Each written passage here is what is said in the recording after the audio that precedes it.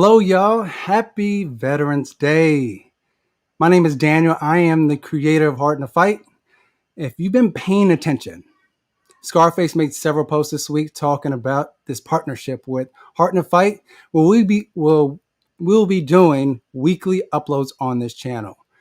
And I recognize that there are some of you who are familiar with who I am and probably are familiar with Heart in a Fight platform. But for those who are not, and it's your first time seeing me, allow me to make a quick pitch to you. We are a platform that explores the underlying motivation behind fighters. We do that by interviewing street beefs fighters across the branches to explore why they fight. We explore their lives, examine the material and emotional conditions that shape who they are, and learn about their future aspirations, whether that's going to be in street beefs or they're planning to go pro. In addition to that, we work with fighters to create shows that highlight who they are and represent and build their own brands and create space for conversations within the street beefs community. You might recognize the shows, starting with our very first show, Wedo and the Mexican, which stars the Streetbeefs Westcoast fighters, Wedo and 619. And on the East Coast, we have the East Coast show called The Most Undisputed with the OG Street Beefs light heavyweight champion and new signee to Street Beefs management, Venom Black. And lastly, we have a show improve with my partner, my Heart in a Fight partner, and also co-host Tunde. And he does the show with a popular fighter who I'm certain that he's probably fought at every single branch except for the Texas one, and that is the Canadian. And so each show has a different swag, has a different style. The topics vary, but most importantly, you learn about and from these fighters outside of the fights that you commonly see on the channel or what gets uploaded to this particular channel. And so this is what we are about, giving fighters a platform to connect with their fans and supporters. And so you will see a little bit of that on today's show. But before we go there, I want to make sure I have a few quick announcements. And so I'm going to share a screen with you to ensure that, one, you are showing love to the Heart and Fight family. All right. There we go. And so if you haven't, and this show, like I said, if you haven't, please show us some love by liking and subscribing to our channel. And you see we have tons of different content. And, you know, especially if you can find it on YouTube, but you can also find us on Facebook and Instagram. You'll find exclusive content there, especially the shows where you won't find it anywhere else. But I think what's important here, when you look at the partnership itself, the partnership with Street Beefs and Heart in a Fight, what you're going to receive is some of the promos and that come before the big fights, like the Venom Black and Showtime that's coming up. And also press conferences leading up to fights. And so if you missed one of the promos or even the press conferences that we've done in the past, the one that you can probably look at, I think, which is most recent, is if you scroll down, you can see here, we have promos of the West Coast invasion. We also have a couple behind the scenes. We have promos of when Shinigami fought Nasty Native. And so we're going to be bringing that to the Street Beefs main channel. And so and for us, we just want to make sure that you are tuning into these fighters. You're learning about what's going on and that you're supporting them as they embark on this journey to be the best in Street Beefs, but also be the best in their life, right? And so if you haven't, make sure you like and subscribe our channel. I'm going to remove that and my last pitch.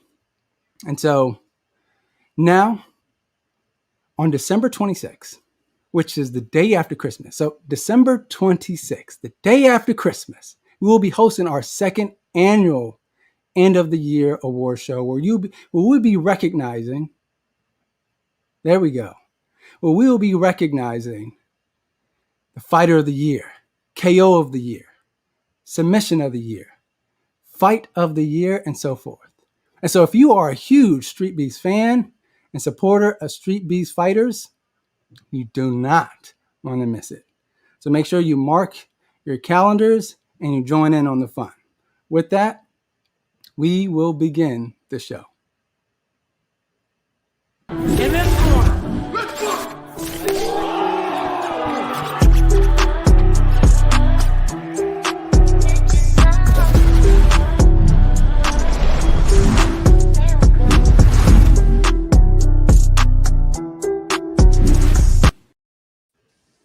Bushido Zed, how you doing, my man? I'm doing well, Daniel. How are you? Good, brother. Thanks for joining us. And for those who are not familiar, can you just tell us who you are in this Street Beefs community? So I am Bushido Zed. I run the Streetbeefs Westcoast branch with my partner, Tiny Tank. And our main spot is in Las Vegas. We have a cage in Las Vegas. We're looking to expand it, actually. So we're going to be having bigger events soon. And we used to do a bit of traveling. We had an event in Arizona, some in California, but there's been some changes. So mainly just Vegas right now. But yeah, that's basically who I am. And we also want to add on your partner, right? As you said, Tiny Tank to the show. Tiny Tank, how you doing, my man? Hey, what up? Am I live? You are live. What's good, my people? What's good? What's good? What's good, Martin? All right.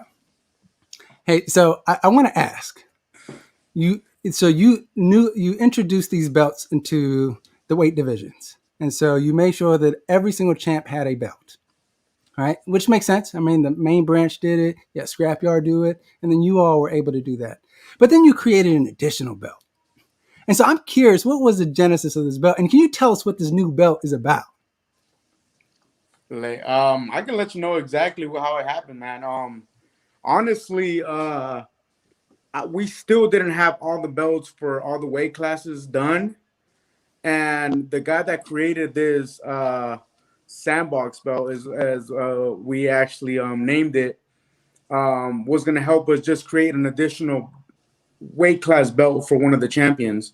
But as it was being made, as we were talking back and forth, I decided, since it was going to be a completely different looking belt, he was just going to create something completely different. I decided for it to be something completely different, something that wasn't just another weight class or another boxing or MMA belt, and decided to be something exclusive to the West Coast and something exclusive to the Sandbox at that. And that's just how it came to be, man. It was honestly just going to be something, another weight class belt, and it turned into a whole different thing that I felt like the fighters needed. Would create a little bit more more hype for the West Coast, more hype for the Sandbox, Yeah, and for those who are not familiar, where do you get the term Sandbox? Because when I first posted, who is going to be the Sandbox champion this year, people are like, what is the Sandbox? Well, the Sandbox is it's the name of the cage in Las Vegas, and it's literally a small box. Martin, do you know the dimensions? I'm not familiar with it. Yo, I don't know, but it's like 10 It's small. by 10. It's small. It's small. I mean, even the little guys don't have a whole lot of room. So when you got big guys in there, it really pushes the pace, and it pushes them to deliver in a way that's just exciting, man. The Sandbox fights are exciting.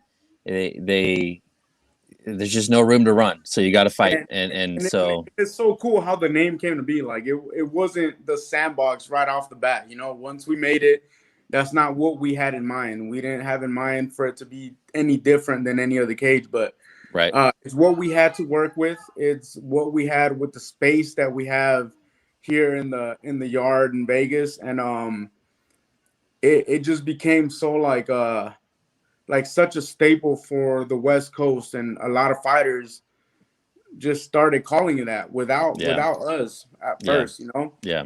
And from there on, it just became the Sandbox. And it's such a, I don't know, the name isn't so intimidating, but the sandbox itself is intimidating.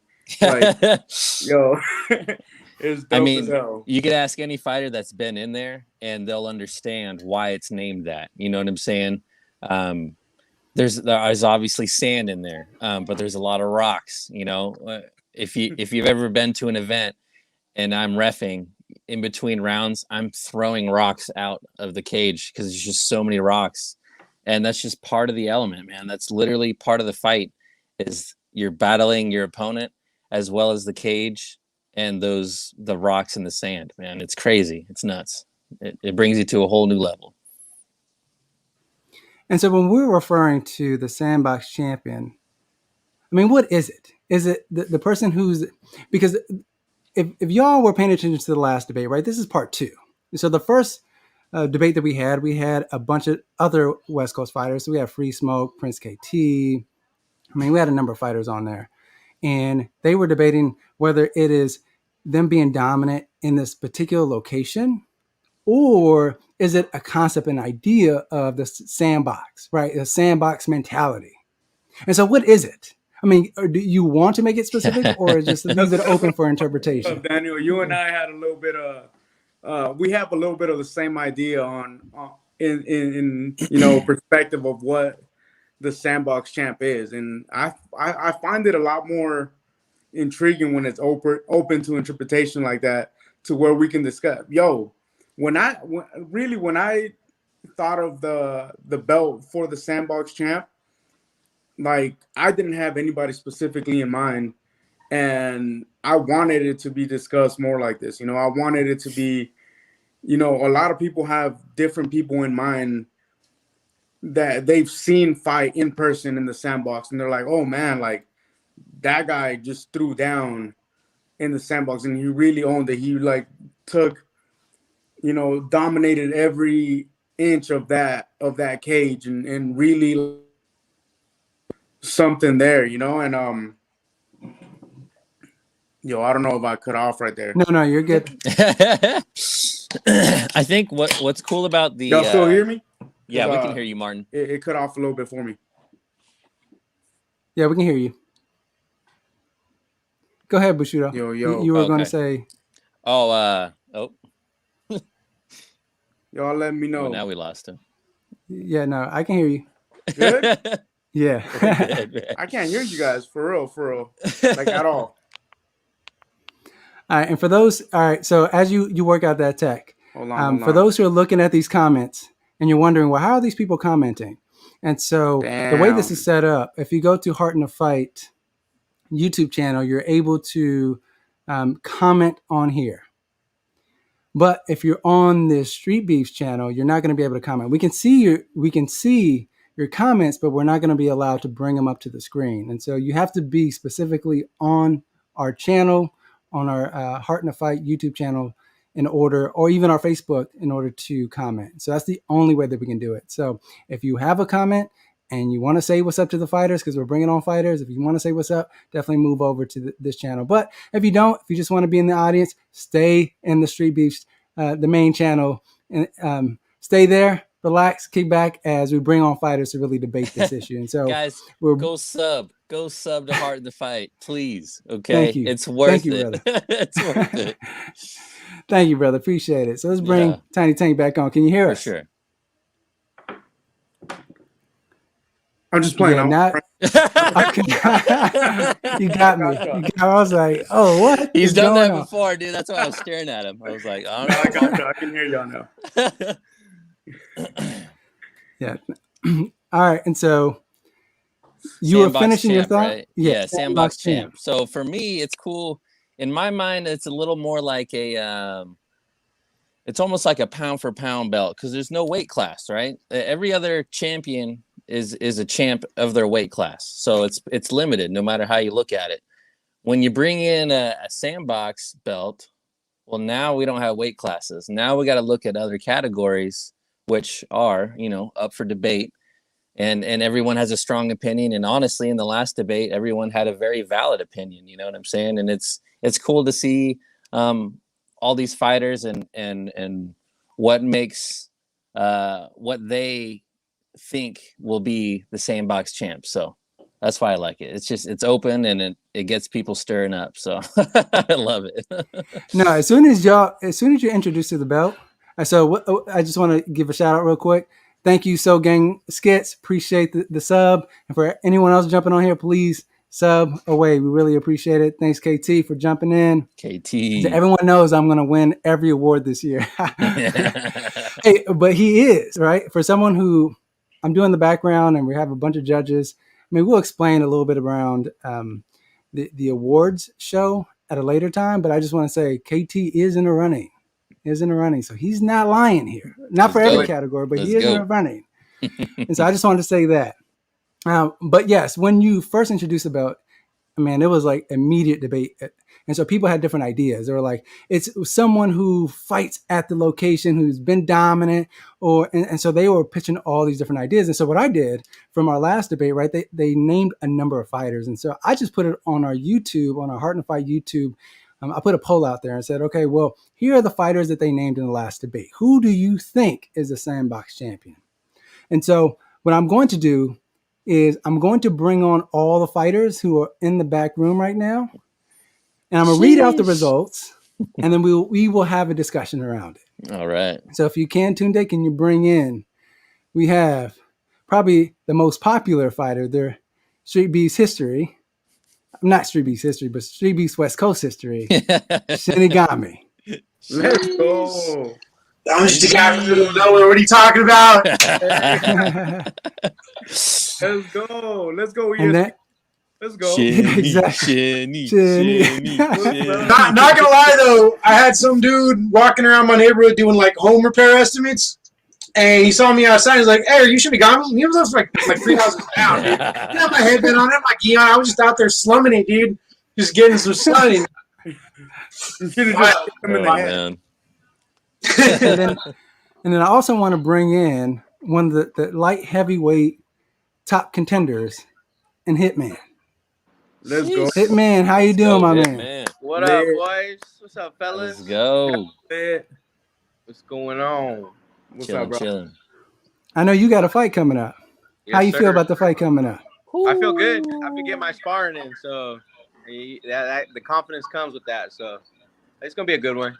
He's a good technical fighter, so I'm excited. This is gonna be your second time in the Sandbox, bro, or is it gonna be your third?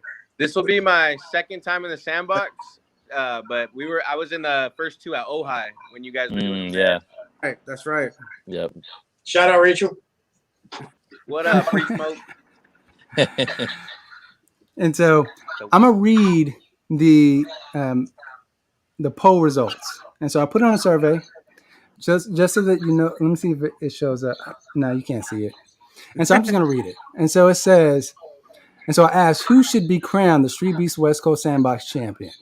And I put the list of names that came out of the first debate. And so that was 619, Free Smoke, Nasty Native, El Coyote, and 925 Pride.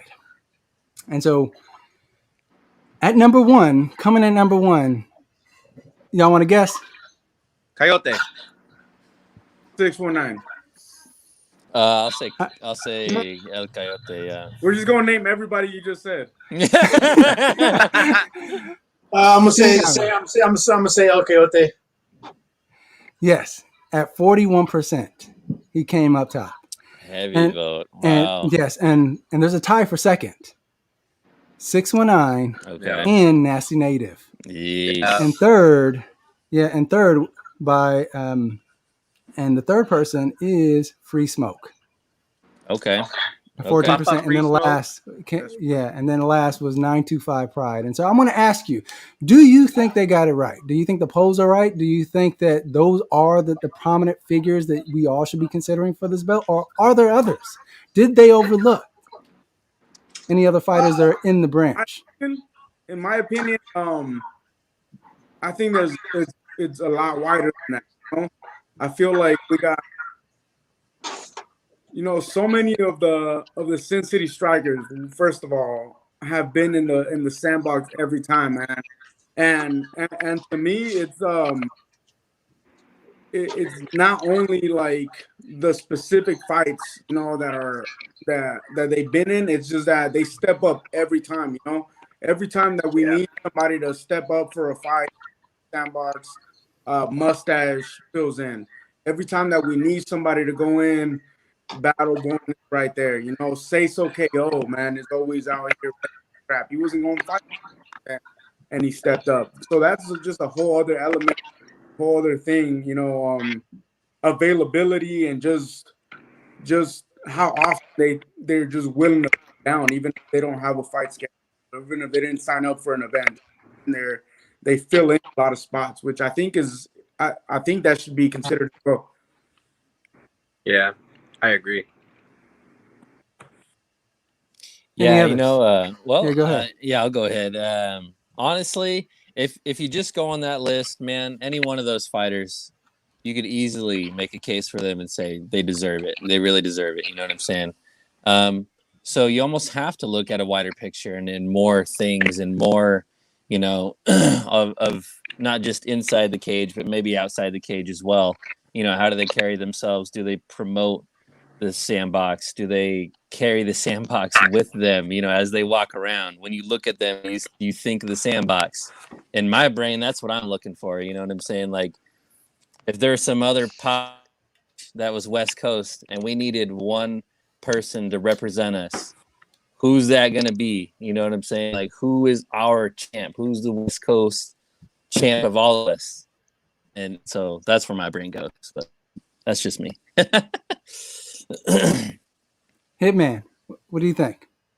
Those are a bunch of good names. I definitely agree they should be up there. But if you look at from a longevity point, dominant point, they fight the best guys that come up point. It's Coyote.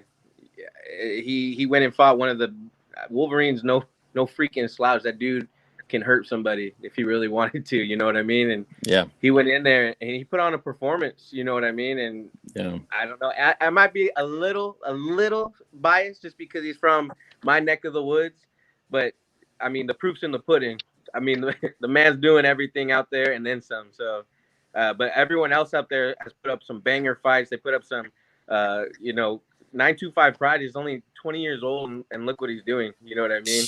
And 619 before this East Coast and West Coast invasion, look what he was doing to fighters too. You know what I mean? And it wasn't not just that was a close fight. It's like, dang, he powered through that guy again. Oh, they powered through that guy again. You know what I mean? And bro, and to add to your point, man, if I could fill in real quick with El Coyote, not only is it the Vegas fighters that show so much support to the West Coast, I mean to the Sandbox in particular, like El Coyote, every time that something has come up when we need a little donation, like towards belts or towards the cage, and when it first came up, Coyote was right there. Whenever we need anything like that, man, I feel like all of that I think about when I think about the Sandbox champ, and Coyote fills every single one of those boxes. Yeah, hey, and that's another thing too. How you guys were saying, how you conduct yourself. You're not a jerk in the group. You're not out there, putting people down. He's a competitive dude and he does it right, and I respect that. Like, I'm the type of guy too. Like, I'll fight anybody too, and so when I see a lot of the fighters are like that, you know what I mean? But just the way he carries himself, like you got to learn to appreciate it. You know what I mean? Like that's a main detail in my eyes as well. Yeah. Shinigami, any thoughts? Any additional thoughts you want to add to this conversation? Yeah, I mean, I definitely agree with El Coyote. Some of the poll results are a little interesting. I mean, I kind of see where Tank and Zed are coming from too. I just to keep things simple for myself, I kind of just focused on who was the more dominant fighter in the yard in 2021, which, if we're being objective, is absolutely El Coyote. No disrespect to Nasty Native, he's absolutely my boy, but he's not as active, and I understand why he's not as active. He does come from actually East Coast to fight for us. But the amount of fights he's had, especially in 2021, isn't anywhere near as close to like Coyote or Free Smoke or 619. And I actually kind of narrowed it down to those three, and then out of those three, I definitely would have to say El Coyote. But Zed and Tank bring up an interesting point too. Guys that like Mustache and Battleborn that just step in there when they're needed. Yeah. Because they're there and they're able to. That's another interesting thing, and I would actually have to look into those guys a little more. To give my real feedback on that. But I definitely know Mustache is always doing everything. Reffing, stepping in to fight. I mean, I'd be doing the same thing if I was in Vegas, myself. But yeah, definitely, El Coyote for sure. Hey, we know that for sure. Hey, we appreciate you, bro. Hey, but Free Smoke, one thing I love about Free Smoke, he's not the biggest cat. He got a mouth, but he'll fight anybody, and I love about that dude. I love that about that dude, for real. Hey, it's so crazy because, like, he will fight anybody, bro. Yeah. It's like Battleborn, too. The men that have been close with him, you have no idea how much he talks about him and how hard he trains for those matches, man. Like, he has so much confidence in himself, and he's like anything that's been close, he wants to run it back, and he wants to, prove that. So I don't know. Free Smoke he's a warrior, man. He's a warrior. Getting to train with him the last time I was out in Vegas, and then hanging with him when we went to the East Coast Invasion definitely changed my opinion of the man a little bit, for sure. A lot of it, actually. But yeah, man, the dude is definitely a beast. He trains hard. Me and him did I don't know how many rounds, and that jumping outside your weight class like that, and the way we were sparring like that's warrior mentality for real. He's trying to evolve, Yeah, he's trying to evolve, and that's what it comes down to. Is when you fight this game, like you're not here to stay at one level. You want to keep going to each level. You want to go up and up and up. And I just remember when I fought MDH, Free Smoke was drinking an IPA, and he was talking the whole time. I go, this little motherfucker. I was like, this guy. He's cool people, you know what I mean? He supports and loves his people, and you can't have but the utmost respect for that. You know what I mean? For so sure. He's a real motherfucker. In the running too. Like, he's always in there. You can't take it from him. He's always in there. Yep. And do you think there's anyone in particular that, because we have 2 events left. So we have the November event and the December event. And so do you think, is there anyone who can jump the line with those particular events still left? And if they put on a performance, who do you think can jump the line? I do. I do actually. I'm going to just say a couple off the top of the head. One I already mentioned, Mustache. I feel like he comes out and he gets another finish. Like, there's no denying that cat, bro. Like, he's dominant in there. Mm-hmm. Ever since, he's had some battles in there. He's lost in there. But he's also, like, as of recent, has just dominated his opponent. That and a guy that just helps out with everything that goes on. He's mine and Bushido's right-hand man, WA, man. Like, dude, he is part of every single thing, and he's one of the most monster dudes on the West Coast. For real. He doesn't fight as often because he's involved in so many things. But if he were to go in and defend, he could defend his Master Division belt. I don't see anybody even close right now in the Master Division. Yeah. And he could just go ahead and defend it twice and just be at the top of the list. So both of those cats are like right there for me. I don't know. I think for me, who comes to mind, probably Wedo and Golden Arms, just because when they win their fights, it's such in a dramatic fashion. It's so violent. You know what I'm saying? It's so shocking. The way they're swinging their punches, there's nothing like a Wedo fight, and there's nothing like a Golden Arms fight. So if these 2 individuals were to fight other people, maybe each other in the future, in the next 2 months, it could totally shake things up. It depends on what happens. So, and when they got their adrenaline going, it's contagious. Like, it's crazy. Yes. Like Golden Arms' last fight against not say so, but Bearded King, like, he asked me to be in his corner. And man, I was just the way they were throwing. I was in it too. You know what I mean? And, And Wedo and Dangerous. I know you guys were all there, but man, you guys could just feel the hype behind these fights because it was just a couple months of it just building up, you man. And yeah, exactly. I was ready, but those definitely could be some guys who come up and sneak up because they both got power in both hands. They're both strong people. Oh, killer power, yeah. I think 619 maybe could jump the line because I know he wants to do a couple of things. And like I think you were saying something about 3 fights in one event. Now I could just be 619 being 619 and doing the whole cocky, funny, talking smack kind of thing. Or you could be serious because 619 is wild like that. If Free Smoke didn't have an injury, I think he's waiting to heal up before he goes back next year. I would say he might be able to jump the line. Other than those guys, probably Mustache maybe. I agree with Widow too. I mean, Widow's a monster. He's a monster. He's also heavily involved. We're going on that criteria. I'd say he definitely jumps to near the top of the list too. We're going on who's got dominant fights and who's involved and helps out. Definitely, Widow is definitely up in the running and might be able to jump the line too. It just all depends on who 619 fight, in my opinion. I know he's got to get a tune-up fight for heavyweight, adjust and stuff like that. But if he goes in there and freaking puts on a show and just is rocking these heavy dudes. What if Big Daddy William? What happened?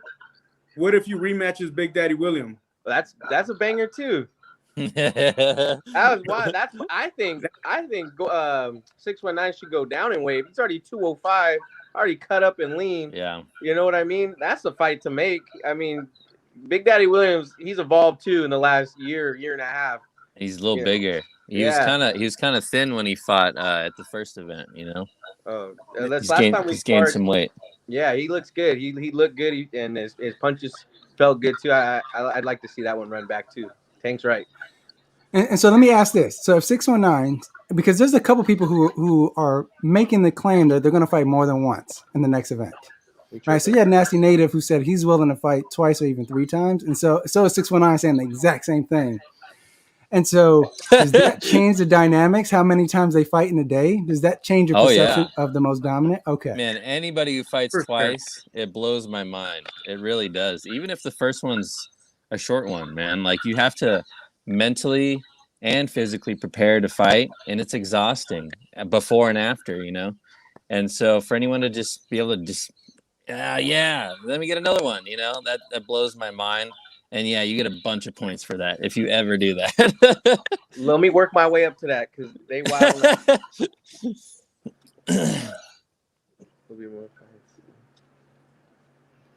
And so, but does it depend on the type of opponent though? Because what if it's just like a bunch of newcomers?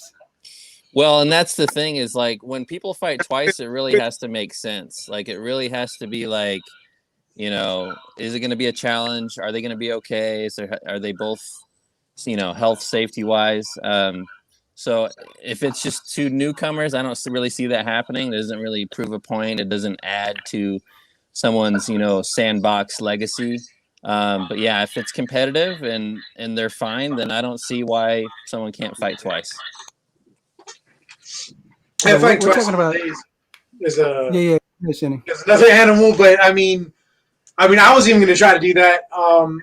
Then I got COVID. Like, I don't know if anyone remembers. I was going to try. I was supposed to do a beef fight at the anniversary event, and I was going to do that, and I was going to try to fight Nasty Native then same day, but it didn't pan out that way. You either got to be like prepared for it in advance, or you kind of got to get your first match out of the way quick and clean, and come out of that with no injuries. Otherwise, you're in for a bad time trying to fight more than once in a day. True. And for those who are looking at this, just know that this is El Coyote right here.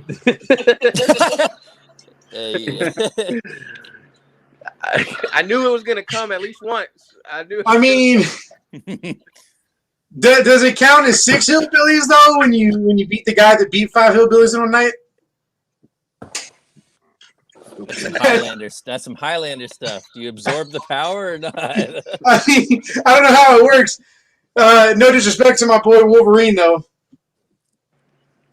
And so let me ask this. Okay, so I'm just kind of creating scenarios to just try to figure out to bend the kind of perception that we're having on this debate. Because right now, I think a lot of people are looking at, well, how dominant were they in fights and the particular like location. So they're looking at the sandbox, but also how dominant they were in the sandbox. And so let's just say, right, that 619 fights someone at his weight class, his current weight class, and then fights a heavyweight the same day. So going up a weight class, does that change the perception? Yeah. And so say if Nasty Native fights in the same the same weight, does that like do you give more precedence to one over the other? I do. I feel like I do. Yeah, I definitely think you should there. Yeah. Those fights in his weight class, wins, then fights at heavyweight and wins that. I don't know how, like we can It's a say big statement. Yeah. Super dominant, like that's crazy. Yeah, and this is the real lion. So right here, I just want to make sure that we shout out that's Real Lion from Scrapyard. Oh yeah, So he is a light heavyweight champion. I want to see that, man. Hey, yeah, he's trying to get to the sandbox. I want him in the sandbox. Or Martin. We'll get you taken care of, man. Actually, we'll probably just talk to Fire Chicken. And so we have, I think this is Say So. Is this Say So? Say So KO. Yeah, that's Say So. Yes. I mean, that's an I mean, I don't know if this match is in the works or not, but if he's referring to 619 fighting him and then fighting the main event, I mean, what are our thoughts about that on the same day? I mean, I think it's wild, but I mean, he might be able to pull it off. I don't know. I mean, 619's got that light heavyweight cardio, and all of his fights are distance fights. He doesn't really have, KOs under his belt, but he's got ring control, and he just pressures you. I mean, that's what he does. He pressures you. I sparred with him when we were on the East Coast, and that's what it was, man. It was just all close in, no breathing room, no time to react, no time to really do anything. I think with Say So, it's a little more of a. I mean, 619's a great boxer. He's been doing this a long time, but I mean, you run into those guys who just got it, who got that power, who got that that natural ability, and Say So is one of those guys that like. If I know I'm gonna have to fight him one day, especially with all the work he's been putting in. Like you can't take that guy lightly at all. No, he hits hard. And to go from that to TME, I mean, no offense to TME, I'm sure he's been putting in work too. I just haven't seen him fight in a while. But Say So's been active and he's been punching hard, and it's just gonna be. I know it's gonna be a good fight. And if 619 can go in there and do that to both guys in a day, I mean, like you said, what can we do at that point? There's nothing else you can do. He's already proved what he's done. He's already shown, like I said, proof's in the pudding, and 619 been making it. So that's word. Yeah. But does that, right? So say he does that. I mean, I'm not guaranteeing anything. Say he does that. Does that trump the work that El Coyote has been putting in the sandbox? I can't remember. He has a crazy stat. Like, I think in every single fight, he has knocked the person down. That is a crazy stat. If 619 finished both of his fighters in those fights, then I say yeah. But Coyote has just been so dominant. Yeah, Coyote has like 16 knockdowns. It's crazy. Yeah. And how many fights? I can't remember how many fights. It's like 5 or 6 fights. He's 6-0. If we're only counting Soundbox, it's 5. But if we're counting like his entire record, including beating Wolverine, that's 6-0. And out of 6 fights, he's got like 15, 16 knockdowns and 5 knockouts. Yeah, that's insane. Truth be told, that's and like I said, I spent most of the day doing research to get ready for this, and that is pretty much why El Coyote tops my list, is because he is. We're just counting dominance for sure. There's nobody that's been both more active and more dominant than him this whole year. It's just not happening. And the man's durable. He's tough as nails. His fight with Legion. Man, now that one was a scrap. He got up and said, "Okay." I was like, "All right." I was like, oh, "Man, he came back." That was crazy, man. It's one of my favorite stay fights. composed, yeah. Yep. And he's fighting again. Yeah. Oh, he's fighting at the November event. Can you reveal who? Inside scoop? Nope. That was up to Martin, dude. I don't know about that one. All right, he's fighting me. He's fighting. No, I'm just kidding. I'm kidding. Fight Wama. Oh no, man! Wama's good. Wama's a killer. Yeah, he is a killer. He's not in the conversation. Yeah, I think Wama already won the belt, and so this is just kind of second and third place. Yeah. Wama's like, I'm letting y'all talk about it. Yeah. Well, yeah, Wama's like the Chuck Norris of street beefs, dude. He doesn't do push-ups. He pushes the earth down. Yeah. That's how he gets ready for fights. Yep. Yeah, we lost you for a second. We lost you. Yeah, that was weird. Yeah, Wama heard you talking. You said his name too many I had to times. leave. He goes, I'm not a part of this. You leave me out of this. And so is there anything that I think was also what's fascinating, right? Because Nasty Native has certainly put in a lot of work, right? But I'm also trying to look at, well, what's in front of him, right? He had 2 belts. And so that's a huge compliment. He had the boxing belt, but he also has the MMA belt. And so he's coming back, right? Because, his pro debut has been extended a little further out. And so he's coming back. And so is there anything that he can do within the next 2 months that can pretty much eclipse what we've seen out there? In my mind, and Nasty Native's in an interesting position because he can do boxing. He can also do MMA. So just like 619 can do 2 weight classes, Nasty Native can do 2 different types of competition. So yeah, that definitely weighs heavy. If he goes in and he's dominant against all these other heavyweights, MMA and boxing, then what do you say to that? You know what I'm saying? So it's definitely possible. That would be a good fight, though. Yes, that would be a fight. I would love to watch that fight, Fiji, but I mean, I'm gonna try to get my belt back from some point. We need Poi Dog back. Him and Fiji had that war in Sandbox. That's one of my favorite fights. It's crazy. Yeah, that was a banger. I was lucky enough to be there live for that one. Said he was one and done though. Yeah, I know. That's unfortunate. But he moved to Hawaii, and I talked to him a little bit. He said, let's start up something in Hawaii. So maybe we'll do that. Maybe we'll do Street Beefs in Hawaii. That'd be cool. Street Beefs gonna be worldwide in a decade. Watch. Let's do it. A branch in every country. Exactly. Branch in every other state and a branch in every other country. So you got to solve all the beefs, man. Every single beef. All the beefs. And let me ask this question: are we counting the West Coast invasion?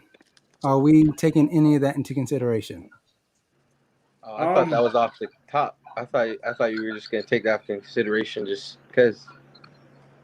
Because remember, we're leaving it up for interpretation, right? Because it could be just the fights in the Sandbox, but it can also be the Sandbox is a mentality that the West Coast branch has. And so is there a fighter that has that mentality? Like, when you think about a Sandbox, it's like, especially in that Sandbox, there's no way to run. The only thing that you can do is fight out of it. So that's a perfect question, man. And for me, I think about it like this. During the invasion, was there a fighter that imposed the Sandbox will upon one of those fighters? An East Coast fighter. In my mind, it always comes back, right, to El Coyote, man. And he literally treated that cage like it was a box. Like there was nowhere for Corey to run. And it blew my mind, man. I didn't know how it was happening. I didn't expect it. And he kept the pressure on, and it was crazy. And for me, he literally brought the Sandbox to the East Coast and was like, hey, this is us. This is what we're doing over there. You know what I'm saying? And it was a cool moment for me. So So did Smoke. Yeah. That's true. That's true. So did Free Smoke, man. Yeah. Yeah. No, that's very true. And Smoke went in there and did that with with some ease too. He looked like he was. Man, I took 3 breaths and the fight's over. I go, oh. Yeah. You look over at the hot dogs and the burgers. Yeah. You look back, you're like, oh man, this one's over. Yeah, Free Smoke needs some smoke. Who got the blunt? That's it, dude. Yeah, I mean, I think if you look at the list of the fighters that went in the invasion, it was all most of us were champions. Former champion here, but I mean that was my fault.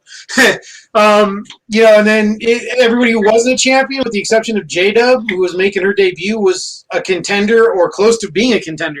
Yeah, I was gonna say you guys had some good fighters go out. Like Bricks is another guy who's really talented. I thought he did awesome out there.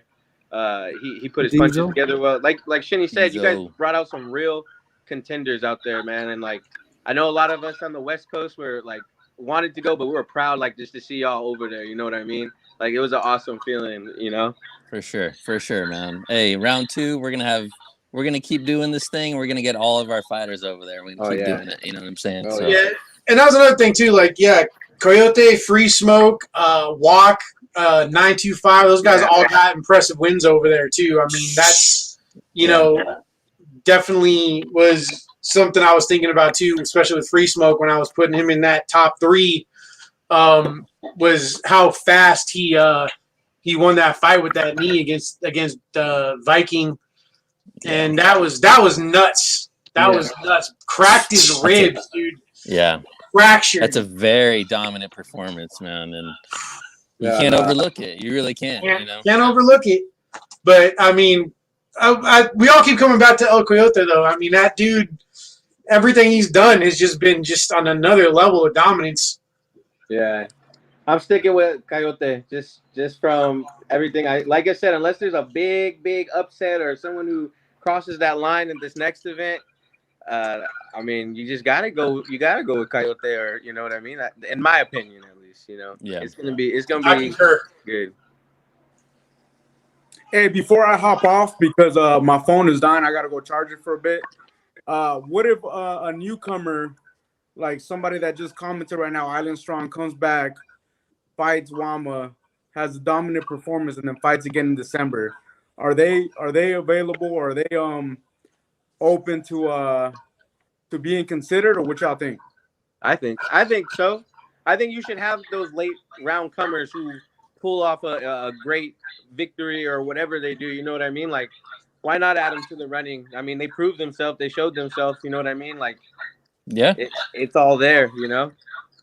Yeah, I mean, 2021 ain't over yet. I mean, we still gotta, count the next 2 events. But I mean, even with that, that's still some real stiff competition and criteria to kind of try to overcome between if we're just sticking to pure dominance, El Coyote, and if we're factoring other things in, then you got other guys in the running, like obviously Wade, Free Smoke for sure still because he helps out a lot, Mustache, and Wedo. Those guys are all, factors that even like that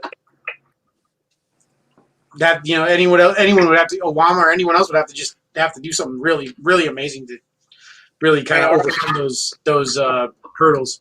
I gotta charge my phone, but it was dope. I'm still gonna be listening in though, and if there's still time at the end, I might hop back on. But I gotta go charge this thing. All right, thank you, brother. Appreciate it. Good seeing you again, Martin. All right, and so I'm curious. If we're opening it up a little bit, then where do we place Duva in this? Because if we're looking at the West Coast invasion, then it opens up the California fights that happened. Right. Then I think you have to place Duva somewhere. You do have to place him somewhere. That's true. That's a hard. And you think of Diesel, man. Lil Diesel. He's and Lil Diesel as well. Yeah, and so there really are just almost an infinite amount of cases and names that you can make. And so in my mind, if you really want to put a stamp on this on your resume, then November, December is your time, man, because Martin and I are looking, we're watching, we're seeing what everyone's about, we're seeing your mentality, and especially how you perform in the sandbox. But who are you as a person? Who are you for Street Beefs? Do you represent us well? You know what I'm saying? And we're gonna be looking. So November, December, if you guys really want to make a statement, come to one of those events, get selected, come fight and put on a performance, man. And who knows? Like that belt could be awarded off of one performance. If it's so amazing, who's to say that it couldn't be? You know what I'm saying? So that's my best advice for now is yeah, we have to look at all the criteria. We got to look at Duva. We got to look at Diesel, the guys we haven't mentioned. And there's probably a list of more. But if you really want to make a statement, these next two events is when you got to do it. You really got to make a statement. Anyone know who Randy Hawkins is? No. Oh, Lord B. You see that? What's up, Lord He said, Best is Free Smoke? He's asking, is Free Smoke the king of hillbillies? I think he's asking who is the king of the hillbillies that we keep referring to. Yeah, I don't know who Randy Hawkins is. I didn't see him in the YouTube chat, so he must be on one of the other streams. But I don't know, man. I got a rematch with Striking Viking once I can get my crap back together, and that's my response to that. There's still a line. Sorry. No, I'm not trying to be. Man, there's still a line. I gotta. My focus is on Striking Viking. Possibly whoever. If you and Martin want me to fight one person before I try to get my belt back, then I'll do that.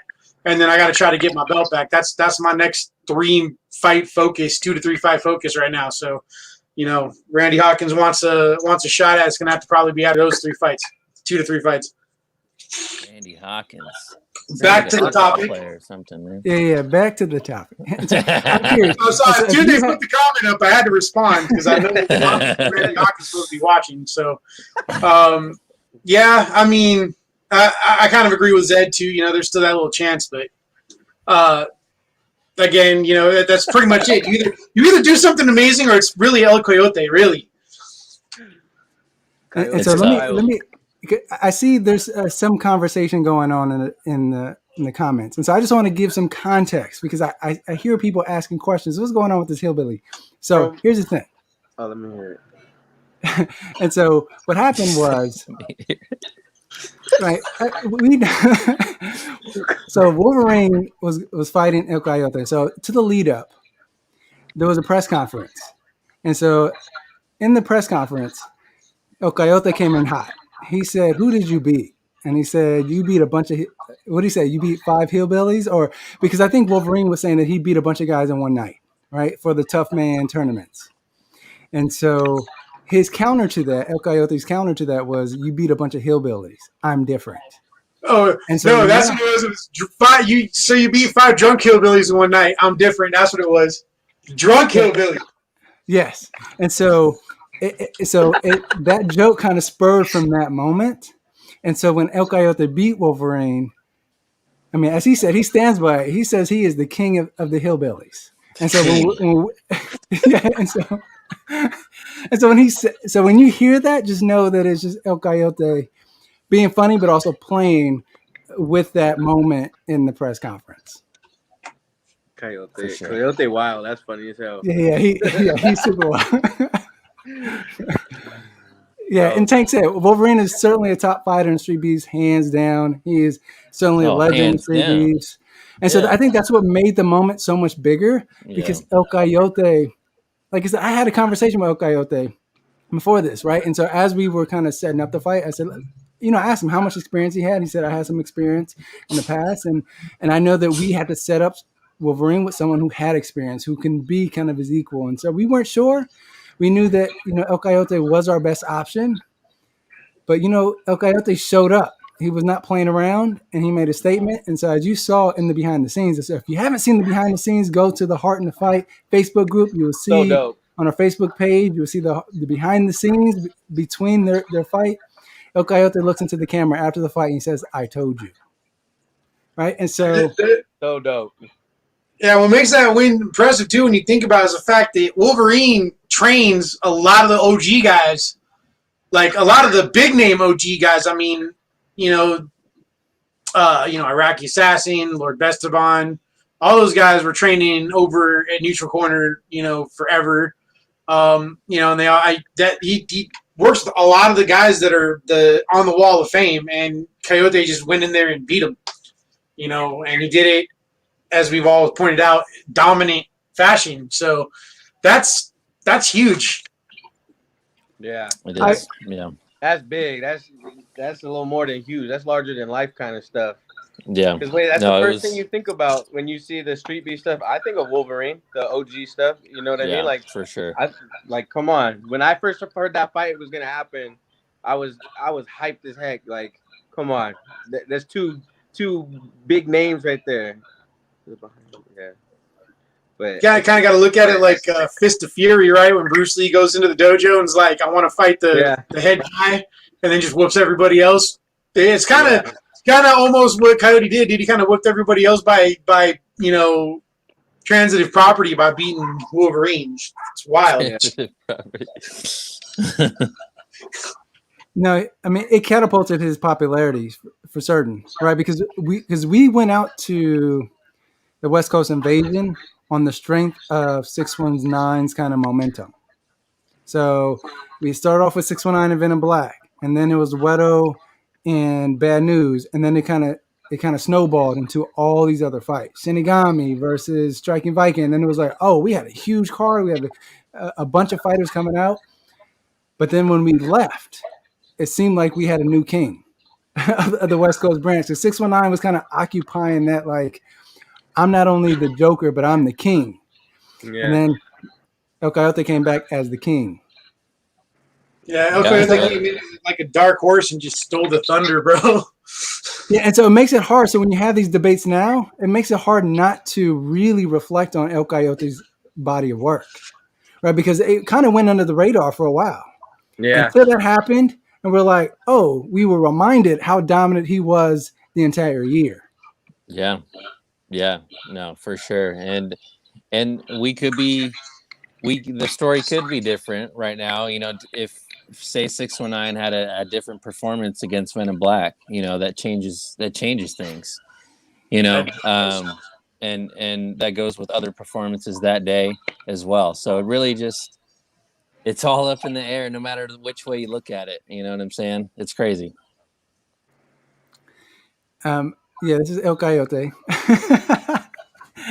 Probably responding to some of the hate he's getting. Y'all making the IE boys mad. Look at him. He's going on. Yeah. Hey, guys, I'm about to pull a tiny tank. My phone about to die. But thanks for having me on, Daniel. My vote is still on El Coyote. Yeah, so I'll see you guys. But before you leave, I think we're just going to wrap up the show. And so I know we've been on here for an hour. And so I know Shinigami said, what was your vote? El Coyote? El Coyote. Hitman? El Coyote? Coyote. And I'm not going to put Bushido Zed on the spot, right? And so hey, we're just going to leave it at that. For Tiny Tank, dude. How about that? Tank. I mean, you know what? I can't argue with that either. See? He can win it too. He's got a point. He's got a point. He's gonna be comeback fighter of the year. That, and especially Tank, we wouldn't have all of this. No one would know who I am. I can't honestly, because Tank is the one who let me in literally the last second when I was like, "Oh, cool, let me come down and fight." Because there was a mix-up. I've told that story before, but the long story short was, I got mixed up. I didn't know that it was going to be in California. I got in literally the last second, and the rest is history. Yeah, the legend of Shinigami was born. Because of Martin. Because of Martin, man. Yeah, you guys are the founding fathers of Street Beefs, the West Coast. Yep, absolutely. Yeah, absolutely. The West Coast. So I appreciate. Yeah, absolutely, and that's why I want to bring y'all on, right? Is to give this kind of grander and older perspective, right? Because I know some of the new bucks, some of the young bucks are going to vote for what's happening now, but I think y'all have a much greater landscape analysis of what's happened throughout the year, for sure, and you have a better feel of who's been dominant. So I just wanted to bring y'all on, get your perspective, and so I appreciate y'all for coming on. Lord Bestamon said, I like the Coyote fight. To do with Drez, I've seen that. Legion, yep. Legion, yeah. Oh, yeah. That's a big with the slow-mo. And so, and here's the thing, right? And so, again, if you're just tuning in now, I just want to put this out there. We're doing our second Thanks, Alex. That's annual awesome. award show that's coming up on the 26th of December. So make sure you tune in where we're going to look at the Fighter of the Year, KO of the Year, Fight of the Year. And who knows, the Coyote versus Legion could be on there. Also, the Coyote versus Wolverine can be on there. So there can be a number of fights. And so we looked at a number of fights throughout the year, and we put them in a category, into the respective categories, and we brought on a bunch of different judges so they can help us select the winners of each of these categories. And so if you're not busy, definitely come check it out.